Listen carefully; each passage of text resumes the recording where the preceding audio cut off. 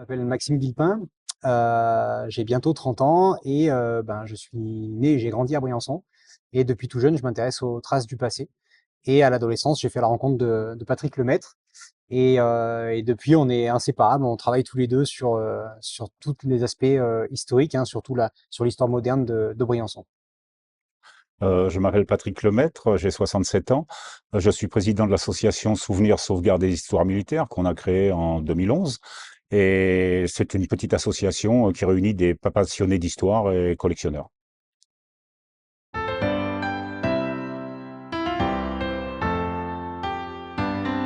Alors, travailler sur l'histoire, c'est pas seulement ouvrir un bouquin et puis raconter ce qu'on a lu. Vous avez une démarche très active dans le domaine.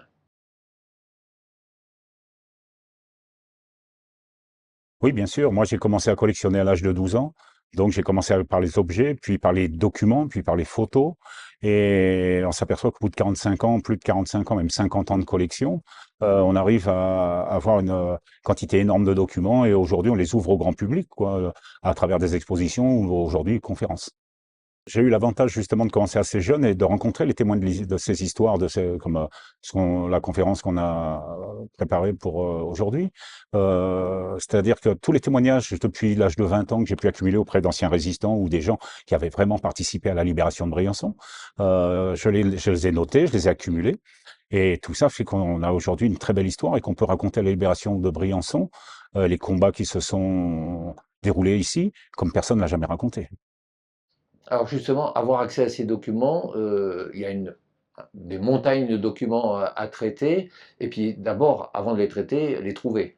Oui, les trouver. Donc, ça a été des fois récupérer un rapport d'un maquis, un courrier explicatif qui a été fait des fois dans les jours suivant la libération ou pendant l'occupation, etc.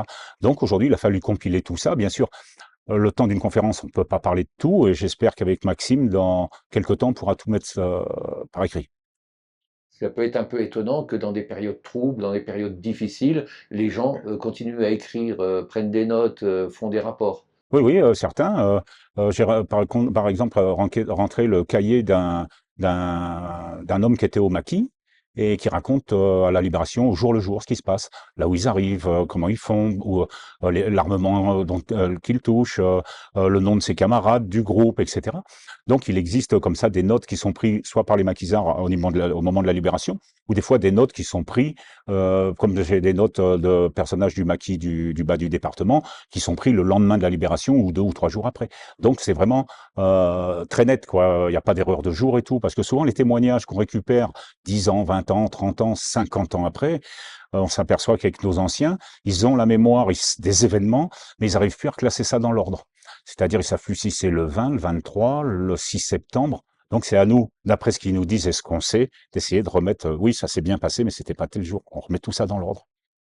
Alors quand on est plus jeune, on a commencé forcément plus tard cette recherche. Comment vous collaborez ensemble au niveau de la recherche, justement? Ben, c'est vrai que du coup, on s'appuie beaucoup sur toute la base documentaire que Patrick a pu accumuler depuis toutes ces années. Mais on a quand même d'autres ressources qui s'ouvrent au fur et à mesure, hein, puisque nous avons désormais accès à différentes archives, notamment internationales. En fait, c'est une enquête qui est infinie, hein, puisqu'on a accès toujours à de nouveaux documents, notamment, hein, je pense, en disant ça, aux archives britanniques qui s'ouvrent, hein, depuis peu sur ce qui est forces spéciales. Donc, ça nous permet de compléter des choses que Patrick avait déjà. Voilà, encore une fois, avec des ressources complètement nouvelles.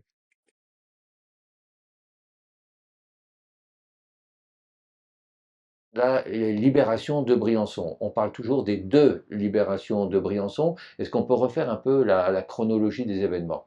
Briançon est libéré une première fois le 23 août. Déjà, les Allemands ont commencé à évacuer Briançon, hein, c'est un ordre du Führer depuis le 18 août d'évacuer sur la frontière italienne. Donc Briançon se vide de ses occupants. Et ça, c'est déjà repéré parce qu'on a retrouvé des documents concernant justement des missions interalliées qui sont arrivées sur Briançon, à qui on demande de venir observer les troupes allemandes qui battent en retraite. Et à partir du 23 août, il est déjà prévu d'investir Briançon avec les maquis. Et Grenoble étant libéré le 22, le 23, on a déjà une colonne américaine qui arrive par le Lautaret, qui est signalée au responsable FFI du secteur, le capitaine Frison, et qui va tout de suite envoyer ses maquis sur Briançon, sachant que la colonne américaine arrive par le Lautaret et va donc ils vont arriver à peu près vers 15h, 15h30, ils vont arriver sur Briançon. On pourrait penser que débarquement de Provence, les libérateurs montent, et là, vous expliquez, ils arrivent de Grenoble. Oui. Eh bien, ils sont montés par la vallée du Rhône, ils ont débarqué en Provence, bien sûr, libéré Gap, et par contre, ils ne sont pas passés par Briançon, ils ont été directement libérés Grenoble avant Briançon. Dans les rapports, on nous explique que ces Américains, lorsqu'ils arrivent à Gap, des habitants locaux leur signalent qu'il y a une garnison d'environ 1000 hommes au niveau d'Embrun. Et c'est ça qui va les freiner. En fin de compte, ils préfèrent filer par Grenoble, sachant que là-bas, il y a beaucoup plus de forces américaines en présence, et ils pourront plus facilement passer en faisant le tour par le col du Lautaret. Donc l'idée, c'était de contourner, quoi. Contourner cette garnison qui était trop menaçante. C'est-à-dire que les quelques unités américaines qui arrivent à Gap ne sont pas suffisamment en nombre pour pouvoir affronter cette garnison allemande, donc ils préfèrent faire le tour et attaquer par le Lautaret, là où il y a beaucoup plus d'unités américaines en place. C'est une avant-garde américaine qui est arrivée. Hein. Il y avait 3 blindés M8, des automitrailleuses blindées américaines et 4 Jeeps. Donc c'était vraiment des véhicules de reconnaissance. Mais les Allemands ne savaient pas que c'était des véhicules de reconnaissance. Ils ont pensé à l'arrivée de l'armée américaine sur Briançon. Donc on leur a signalé. Si le maquis l'a appris, les Allemands l'avaient appris aussi. Donc ils ont hâté leur repli sur la frontière italienne. Ce qui fait qu'en fin de compte, quand à peu près 250 maquisards du maquis de Valouise, Biassac, les dentaires de Valouise, de la Roche de Rame, de Saint-Martin-de-Querrières et de Fressinière sont arrivés sur Briançon. Je dirais que c'était une libération. Il y a eu quelques escarmouches au carrefour de Pont-de-Servière, au monument aux morts, etc. Mais il n'y a pas eu de réel combat. On combattait une armée qui était en train de se replier, en réalité. En train de se replier et qui reprenait un petit peu des forces, puisque apparemment ils sont revenus. C'est pas les mêmes qui sont revenus. Voilà, le régiment qui occupait Briançon, c'était un régiment d'instruction de jeunes recrues qui avaient aucune expérience du combat. Mais à la reprise, là, ça se passe donc le 23 août. Mais à la reprise, c'est plus pareil. C'est la 90e Panzergrenadier Division qui a combattu en Afrique du Nord et qui est campagne d'Italie. Et là, ce sont des hommes aguerris qui vont venir. Et ce sont des troupes pour des représailles. Ils vont commettre des crimes dans Briançon, ils vont fusiller des résistants. Le capitaine Schneider, qui commande la garnison à la reprise à Briançon, l'indique bien. Ce sont des troupes de représailles qui vont piller les maisons, qui vont commettre des exactions. Le fait d'avoir reçu cet ordre de se replier sur la frontière italienne, en réalité, l'armée allemande d'Italie du Nord s'aperçoit que son flanc droit n'est plus protégé par 2 cols par lesquels on peut passer. Le col du Montgenèvre et le col de l'Arche. Donc là, ils vont décider d'établir de larges têtes de col, en réalité, pour protéger justement ces passages, Briançon et l'Arche. Donc les maquisards qui étaient venus sur Briançon sont surpris ou pas surpris de ce regain d'activité? Ça va être quand même la surprise, la reprise, mais dans tous les cas, on le sait, il y a eu des alertes de données. On a appelé les maquis de tout le département pour venir renforcer les maquisards de Briançon, qui étaient trop peu nombreux. Ils savaient que s'il y avait une attaque allemande sérieuse, ils pourraient pas tenir. Donc ils ont fait appel. C'est là où on voit arriver les maquis du Buech et les maquis du Champsor, etc., qui vont venir renforcer les maquis briançonnais. Mais il sera trop tard. Ils n'auront pas le temps de prendre position. Les maquis du Buech, ils vont arriver, ils n'auront même pas le temps d'atteindre le fort des Têtes. Voilà, les Allemands seront redescendus et ont repris Briançon en une journée, dans la journée. Donc les forces se sont divisées. Certains se sont repliés sur le sud, Presles, l'Argentière, et d'autres troupes, les Américains sont divisés aussi en deux. Certains sont partis sur Presles, d'autres sont partis sur le Lautaret, comme certains maquisards, qui sont partis sur le Lautaret, qui ont pu rejoindre Valouise par le col de l'Échaudat, en passant par Villeneuve-la-Salle. Voilà, la reprise s'est terminée comme ça, quoi. Cette première libération, elle intervient donc avec le concours des forces américaines, mais ça n'est pas du tout leur objectif principal. En fait, c'est vraiment à l'image du reste de l'opération du débarquement en Provence, c'est-à-dire que tout va trop vite. Lorsque les Allemands donnent l'ordre de se replier comme ça très rapidement, en fait, ils vont déstabiliser le dispositif américain, puisque les Américains s'attendent à, une guerre un petit peu plus longue. Et en fin de compte, ils vont appeler cette campagne la campagne Champagne, puisque pour eux, ils n'avaient même pas l'impression de se battre. Ça allait tellement vite, les Allemands se sont repliés presque en les voyant arriver. Donc c'est allé très vite. Tout ça, ça va déstabiliser le dispositif. Et en fin de compte, ben, ça va déranger les Américains, parce que d'un point de vue du rythme, on va pas tenir le rythme des ravitaillements, etc. Et donc, en fin de compte, ces Américains-là, ils n'ont pas pour mission de nettoyer vallée par vallée.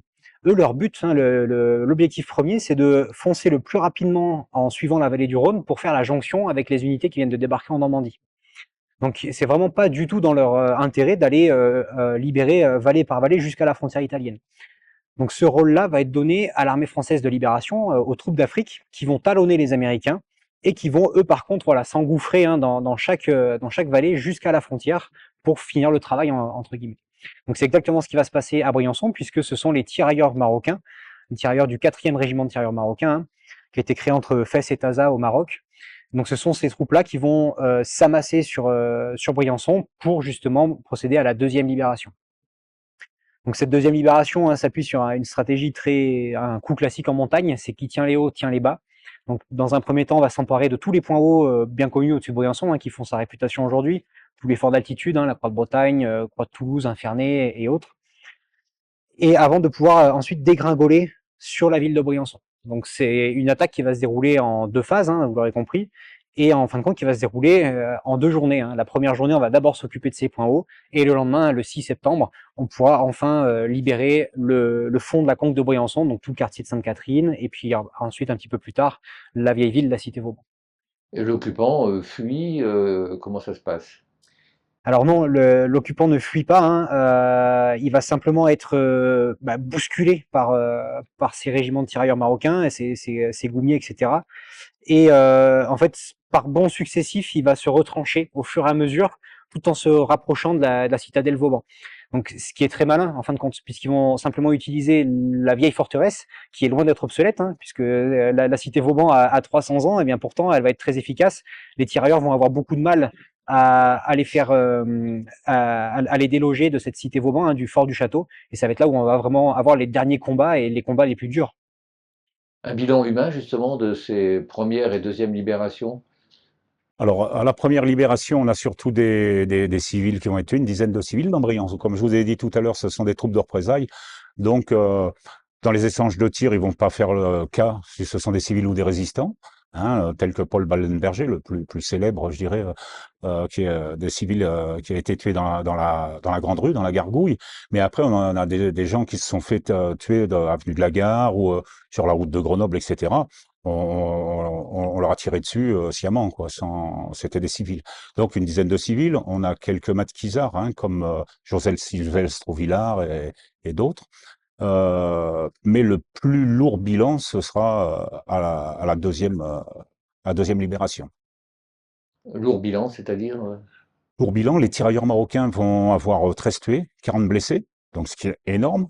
Les goumiers marocains qui reprennent le Janus, le Gondran, l'Infernet, ils vont avoir 5 tués, une dizaine de blessés.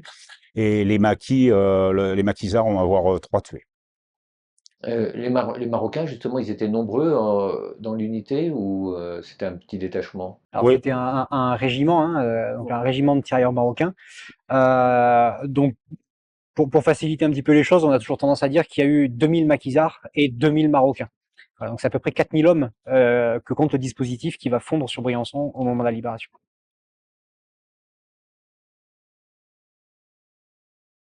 le message à faire passer, ben on le fait, puis on le fait déjà depuis un moment, puisqu'on intervient auprès des scolaires, hein, dans les classes, et on organise aussi une conférence qui sera réservée qu'aux scolaires, aux classes du lycée Vauban et du collège, hein, ainsi que le collège des Garcins et voire le collège de l'Argentière. Donc le message, on le fait passer, on espère les sensibiliser et qu'ils s'intéressent un petit peu à leur histoire aussi, l'histoire locale. Et comment ils vous reçoivent justement quand vous allez au contact comme ça? Est toujours très bien reçu, et la preuve, c'est qu'ils redemandent à chaque fois à leur professeur quand est-ce qu'on revient, quoi. Donc, c'est que le message passe très bien et qu'on est apprécié auprès des scolaires depuis déjà bien longtemps. J'ajouterais même que, en fin de compte, tout ça ne tient qu'à un fil. Et ce fil jusque-là, ça a été le travail de Patrick, en fin de compte, puisque si Patrick n'avait pas collecté tous ces documents jusque-là, eh bien tout ce qu'on est en train de raconter aujourd'hui serait tombé aux oubliettes. Donc ça ne tient vraiment qu'à un fil, hein, je le répète encore. Et ce fil, c'est le travail de Patrick. Mais bon, mon travail, je sais que mon travail ne sera pas perdu, puisque maintenant, on a trouvé la relève, hein, avec Maxime, qui est je dirais un brillant conférencier et guide, et qui a un bel avenir devant lui.